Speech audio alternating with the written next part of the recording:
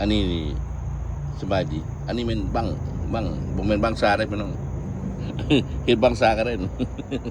อันนี้บังข้าวหลามเลยนี่เพิ่นสิกำลังเสียด เฮ็ดข้าวหลามมากินเขานี่สั่งข้าวหลามนี่สั่งข้าวหลามบังข้าวหลามนี่กำลังเห็นโอ้มาย่ำมัง นั่น คือเราเห็นเจ้าเธอเดียว นั่นแน่มีปัญญาย่อยอีกแล้วนี่ แม่นตัว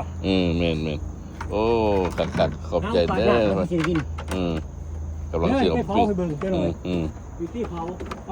หามได้บ่โอ้หนักเลยกำลังวิธีเผาเด้เผาบังข้าวหลามสดๆเด้อยู่อเมริกาเด้พี่น้องเด้ตะกี้เห็ดขายเดี๋ยวนี้เห็ดแจกพี่น้อง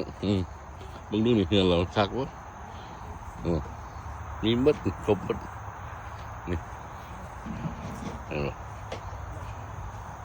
นี่อันนี้พื้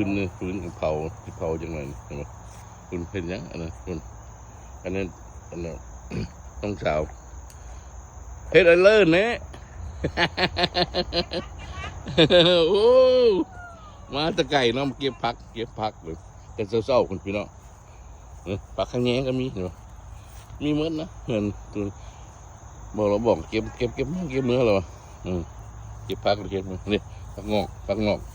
นี่มันส่วนมันเป็นคักเลย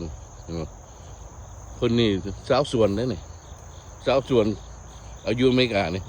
มักเทศตัดมักปลูกผักปลูกหญ้าครบซิดอยู่ในนี้มัดคักถือใจแล้วเนาะมาแต่เศร้าคนตื่นเศร้ามางมน้ำผักเนาะเก่งสะอ่อนสะอ่อนนะเบามันมีปีนต่ำมาเนาะคักหลายเนาะเรามีพรสวรรค์นำเรื่องมือนะเป็นว่าแล้วบุกินนี่ได้2 ตู้นี่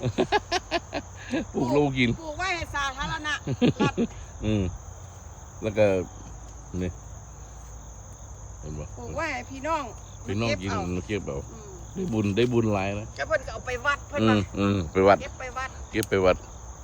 ผู้ใดอยากได้เพิ่นก็เอาให้ไป